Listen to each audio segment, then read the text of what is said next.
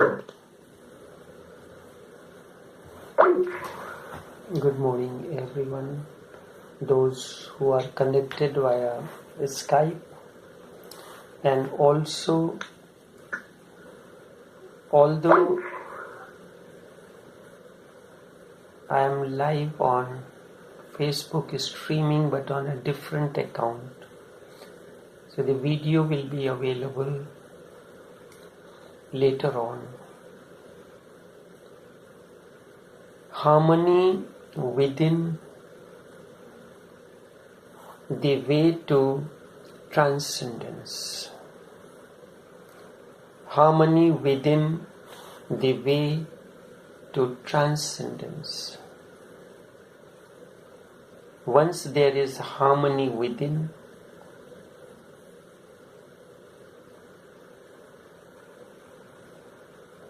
that becomes the way to transcendence beyond body, mind, and spirit. Harmony within is one of the most important factors or criteria. This is the role that educationists, journalists, masters, and all those who are in authority have to fulfill. I spoke a couple times on meditation, the missing dimension in education. This is important for inner harmony and birth of a new man. I am reminded of an anecdote. H.G. Wells had completed his great work on the history of the world, and he has made tremendously important statements in this rare book. For example, he said that Gautam the Buddha, he was the most godless, yet godliest man that has ever walked on the earth. His book has talks of all the intellectuals around the world, and one intellectual journalist interviewed him about the book. His first question was, "What do you think about civilization?" And the answer that H.G. Wells gave is of such depth that it has not to be forgotten. It is still fresh and new.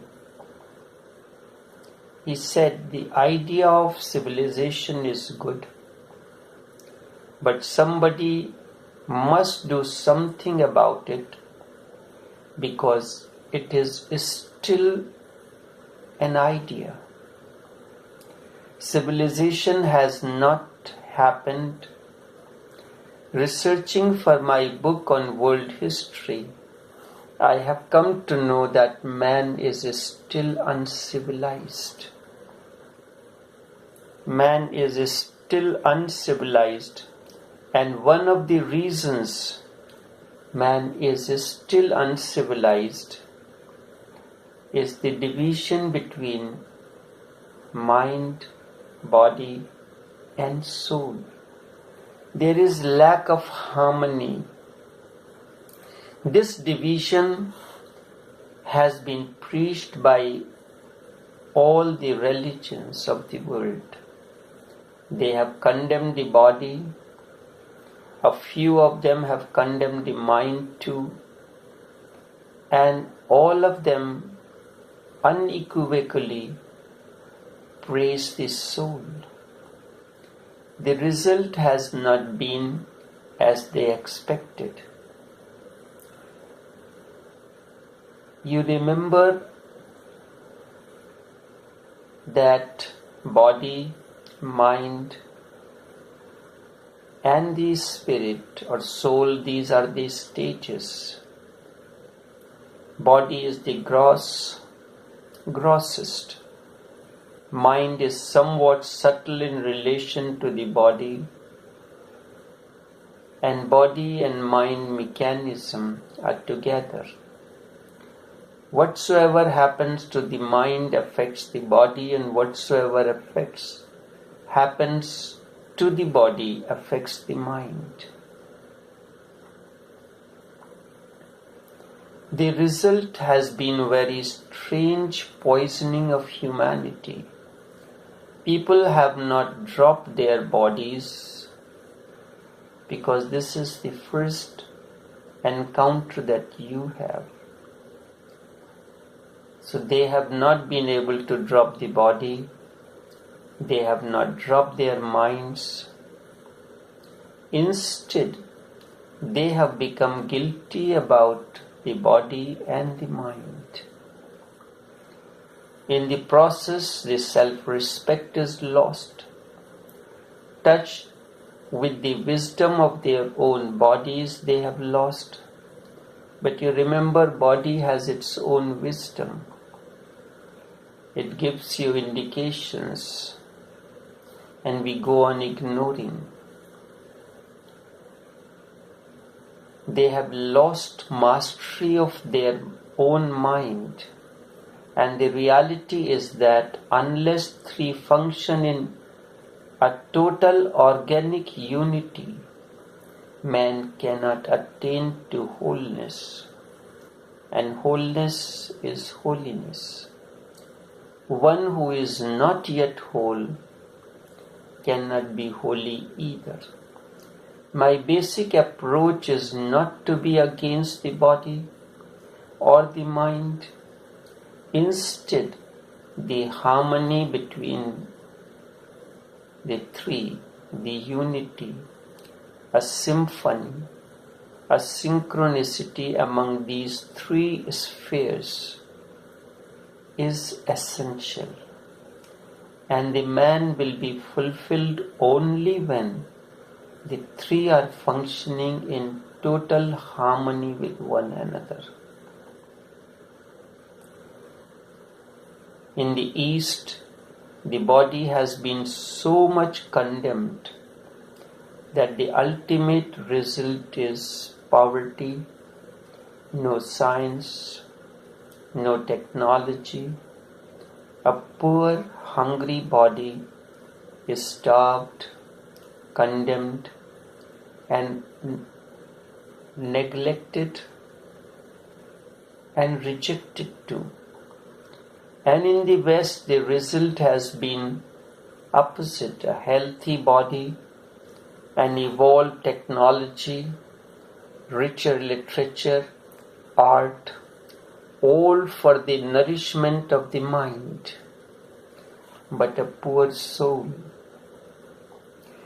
that remains almost non-existential.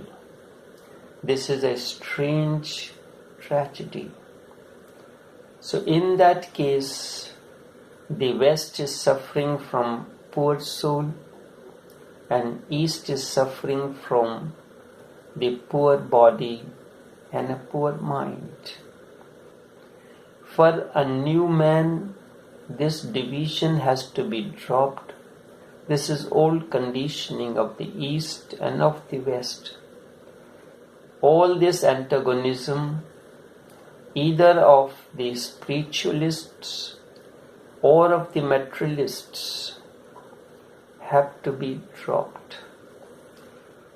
The realistic approach is that existence is both matter on the outside and spirit on the inside, and mind acts as a bridge between the matter and the spirit. You cannot neglect the mind. You have to allow it to attain to silence. You have to allow it to attain to its right status. The reality is that existence is a combination of both matter and spirit. Matter is the outer layer, the gross, because everything begins with matter, and then when energy is fused into it, a different layer comes into existence. In a miniature form, the same is true about every human being. The new man, the man of integration, the man of harmony, will emerge out of this unity. If somebody says that Gautam Buddha is only half, it hurts. But the truth is truth. Mahavir is half, just soul. He was anti-life. So is Zorba. A Greek writer wrote a book. His name is Kazanzaki. Zorba the Greek. A boy, he is very much interested in materialistic things. He is sent with some money by his employers to the city for purchase of certain things, but instead of purchasing that, he spends the money in merrymaking and in the town. This is one aspect.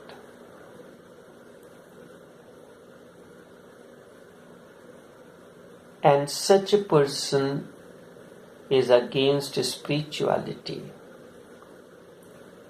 So are all scientists, even the greatest like Albert Einstein, who cannot conceive the possibility that there is an inner existence of consciousness. Albert Einstein too is half. That is the tragedy of the West. Buddha is half, that is the Eastern tragedy, and the work of the nature is to bring them together, the harmony. Osho had created an expression which is very important, Zorba the Buddha. A child is the beginning. It is the child who becomes a scientist when he continues to grow in the right manner, becomes a poet, becomes an engineer. So all growth takes place around the basics. The very nature of the human being is that of Zorba. If he is given an opportunity, the hanging out, going out, having a easy, fun-filled life, this is the nature of Zorba. Has no connection with the spirit or interest. I agree with Osho totally. And that is my understanding of the new man of integration. The body has to be enjoyed as much as your soul. Matter has its own beauty and power, just as consciousness has its own world, its silence, peace, and ecstasy. So these are the two realms. They have to be connected with one another in one somehow or the other. And between the two is the area of the mind, something of the matter and something of the spirit combined together becomes the mind. Something of the matter and something of the spirit too. Poet is just in the middle between the materialist and the spiritualist.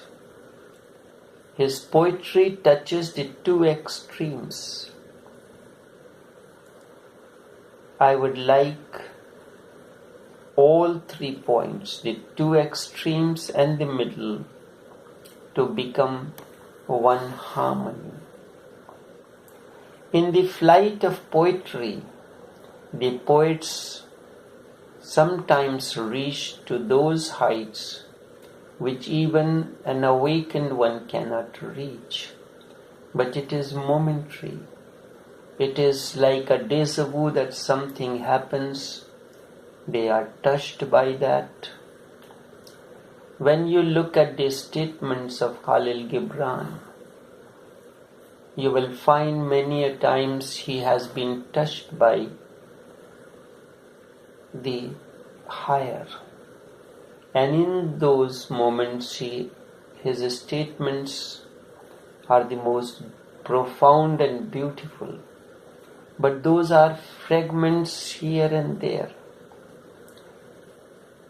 On his own, it is not possible for him to attain to that state. The 3 needs to be in harmony with one another. A man who rejoices his body and its wisdom, a man who uses his mind as a significant mechanism that as the process of evolution has come into existence, and a man who does not stop at the mind level, instead goes on searching something beyond into the realms of divineness, is indeed the book of an awakened one. To produce, to create this kind of awakening should be the effort of all those who are some way or the other concerned with educating the new generation. The educationists, the journalists, the spiritualists, masters, and all people who are involved in some way in creating a better human being than has been possible in the past. They have to accept the totality of man without rejecting anything.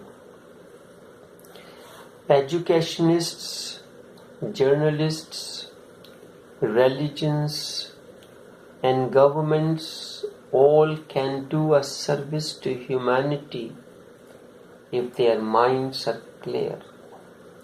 If they have not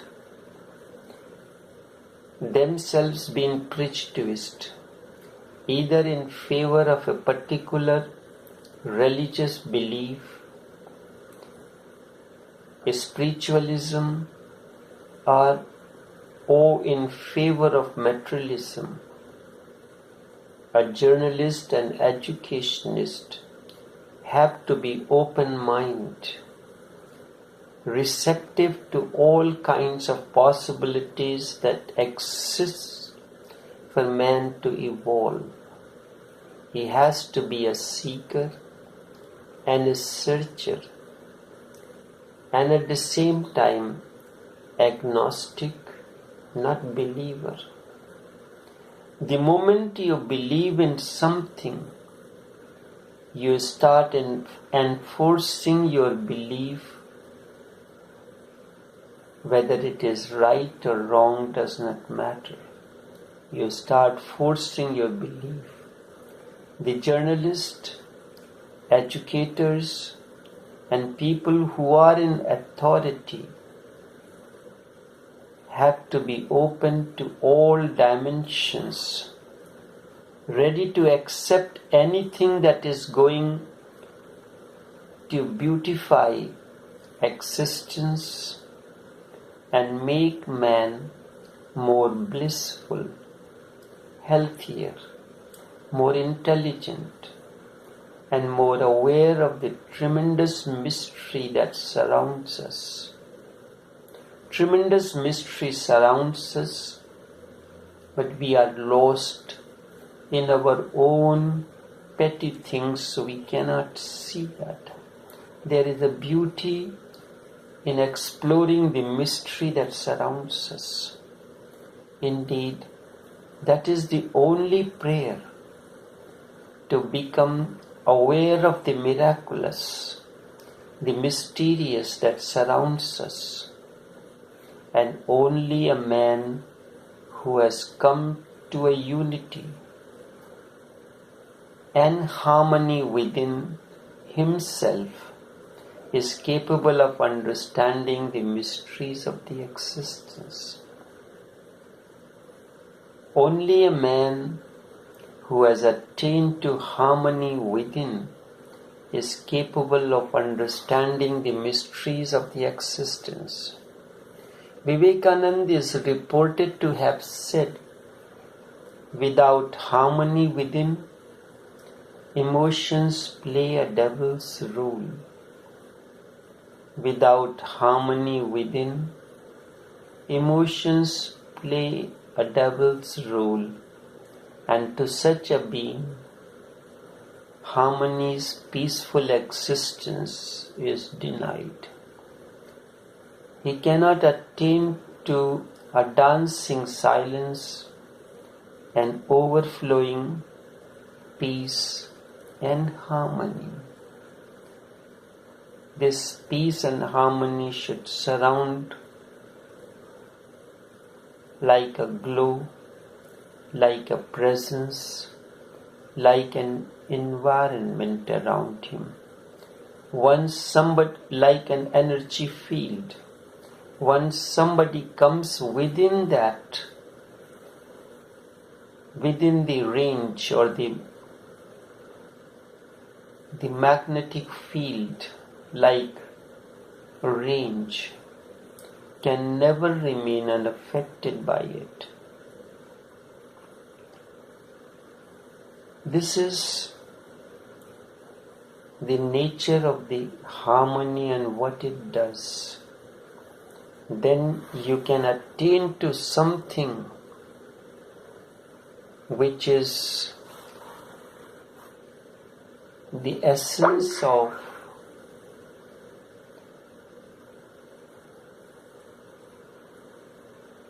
suchness.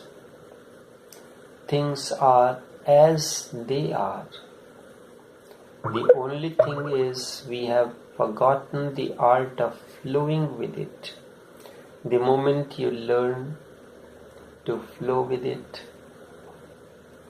there comes a totally different kind of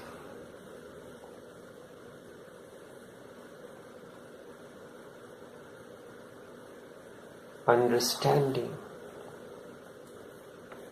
I will probably play an audio for a few seconds.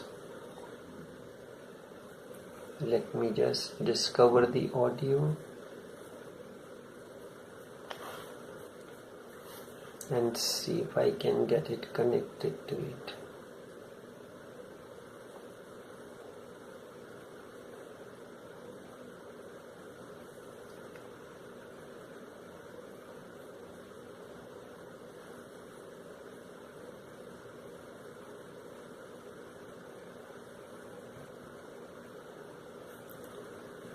Audio here.